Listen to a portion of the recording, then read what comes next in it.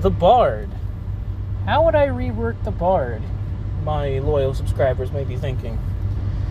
Well, I'm here to tell you.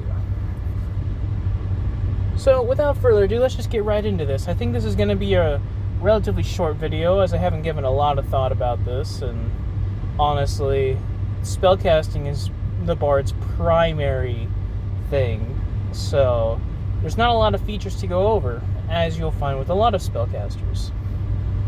So, the Bard, what do we mostly have to worry about here? Spellcasting, bardic inspiration, ribbon features, and magical secrets. So as I stated in my spellcasting video, spells are going to be getting reworked. So all spells that every class can have access to, and I'm going to say this for every spellcaster in case anybody who is watching this series in a different order for whatever reason has not watched any of my other videos. So spellcasting is going to be changed to where every spell is going to have a different cooldown. So there's going to be at-wills, which are cantrips.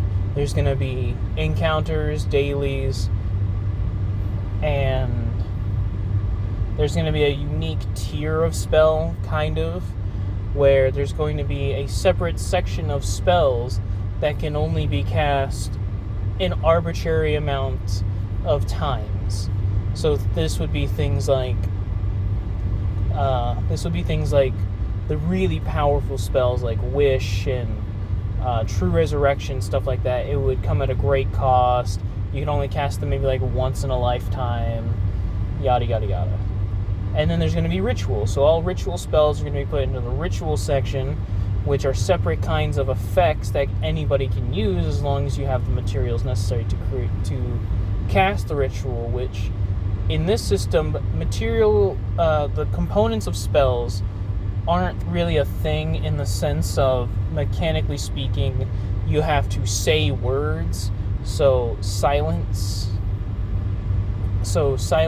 isn't going to really function in a similar way. And you don't have to move your hands. But material components are going to be completely removed, as it's kind of arbitrary and useless in a lot of cases. But any spell that has a material component that has a cost will be put under the ritual section unless I see fit. So obviously things like Hero's Feast, Revivify, those will all be rituals. But things like, I can't think of a ritual that costs material that's useless off the top of my head, but anything like that that's not as impactful and just gives you things like, let's say, if for instance Dark Vision had a material cost that had a monetary value attached to it, it would be a ritual, and it wouldn't be a ritual anymore. It would just remove the material cost, because having a cost for Dark Vision is a little useless and it wouldn't offer such a minuscule benefit. But I digress. The Bard, that's how its spells are going to work. So Bardic Inspiration, I actually have it written down here. So Bardic Inspiration will now be an at-will power. It will no longer have charges that you can use per whatever. However, with it being an at-will power, it's going to be weakened in the sense that it is no longer a die roll. It's going to be based on your charisma. So they gain a bonus to something equal to your charisma, and usually this would be a bonus to the next roll, but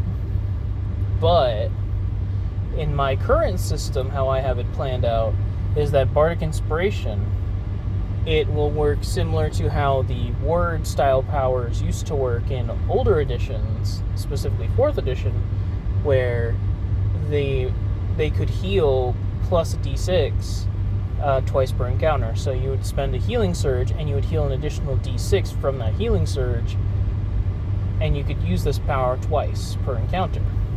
However, with the Bardic Inspiration, it will be a creature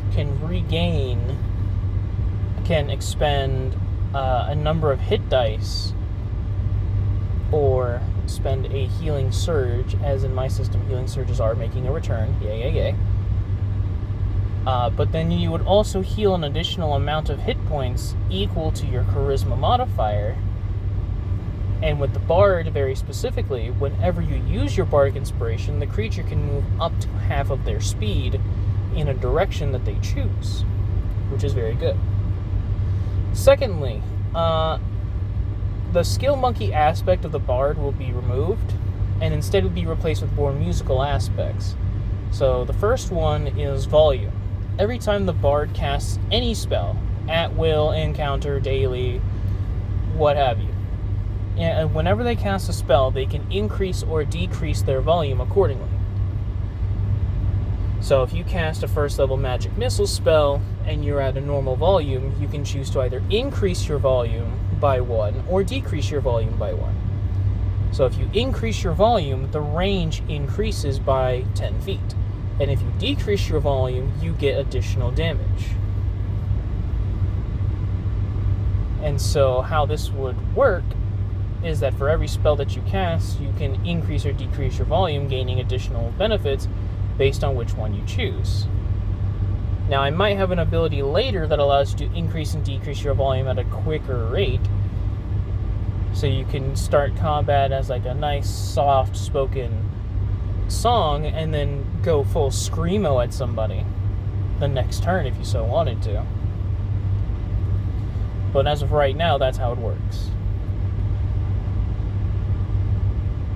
Then you got another mechanic, which is going to be very interesting. Tempo, where the more spells you cast, the more potent your spells become. So, depending on which spell you cast, at what point of the tempo that you're at, it gains an additional effect. And that's how that's going to work. As for Counter Charm, I think that being an at-will power isn't really that big of a deal. Because having it just be an activated passive, like an activated ability that is kind of useless in a lot of cases since it uses your action, is a little bit strange.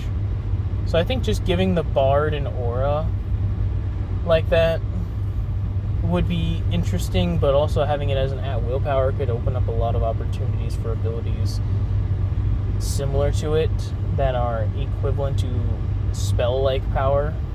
But I digress. Magical Secrets. Now this is going to be a little bit controversial, because Magical Secrets is quite honestly the most powerful ability that I think the Bard gets, because being able to take 2 spells from any class's spell list, and you don't even have to pick 2 spells from the same spell list, you could pick 2 spells from 2 different spell lists as long as you have the spell level to cast them, then you can easily, at 5th level, if you have 3rd level spell slots, you can, the next time you get Magical Secrets, you can just take Web, and you could take Conjure Animals. Then next time you could take Slow, you could take Hypnotic Pattern, Raimi's Binding Ice. You could take so many good spells from any other class. And it's really strong, and it makes the Bard a lot stronger than people like to say it is.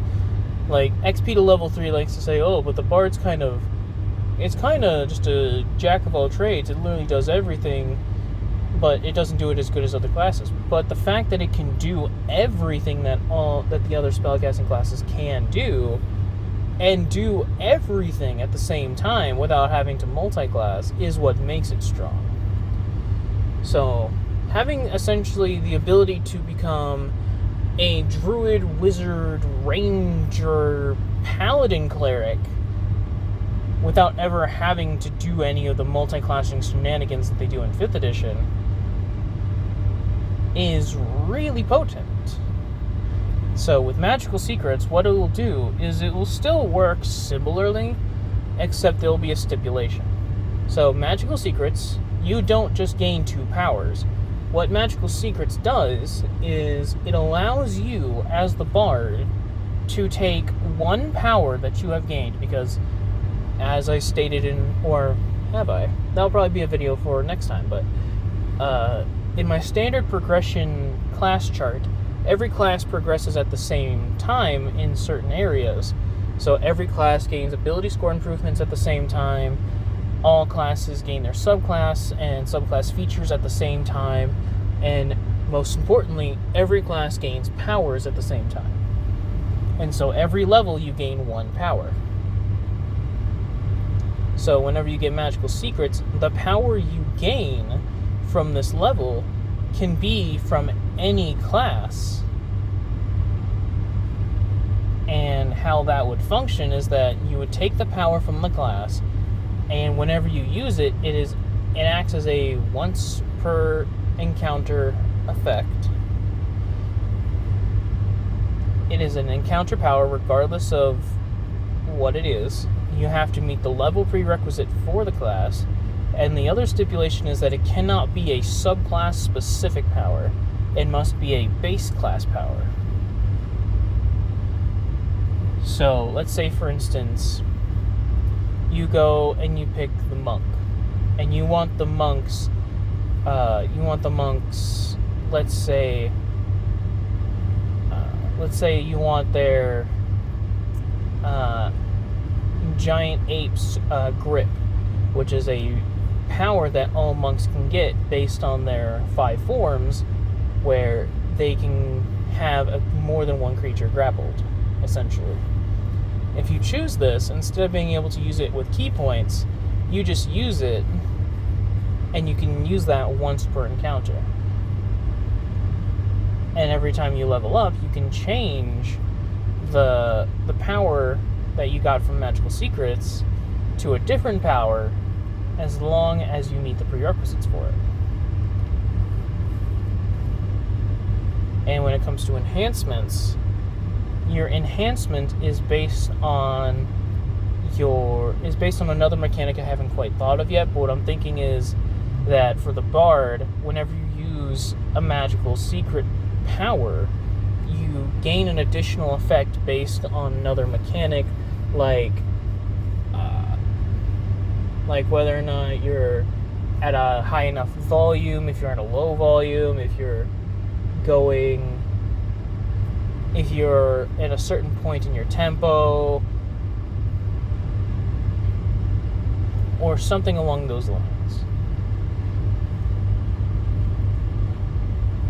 And most importantly, I think, is that the Bard will have less damaging effects and more supportive effects. So it will be pulling spells from the other classes' spell lists, in the sense that he will have his own versions of them that are unique based on what he is doing with them as a Bard. So while yes, both a cleric and a Bard will have Bless, or something equivalent to the Bless spell, the Bless spell for the Bard will do something different, as opposed to the Cleric, which will just be baseline Bless. And I haven't decided on the capstone yet. I think the capstone will be more support, or possibly allowing him to change, or maybe he'll gain another magical secret. Who knows? Right now, it's kind of up in the air for me. I haven't decided on what I plan on doing with the Bard yet, because I haven't quite finished all my martials yet. This is kind of just stuff I have written down. And in case any of you haven't figured it out by this point, and you've stuck around for the entire video, thank you so much. Yes, this has been based a lot on Cybrock of Cybrock Opinions' idea for his Bard rework. But I think he has great ideas. I think 4th edition has really great ideas, with my own little spin on them, kind of bringing them to reality. But that's how I would rework the Bard. Tune in next time where I talk you through how I'm going to rework the Cleric, if anything's going to be needed for that. But yeah.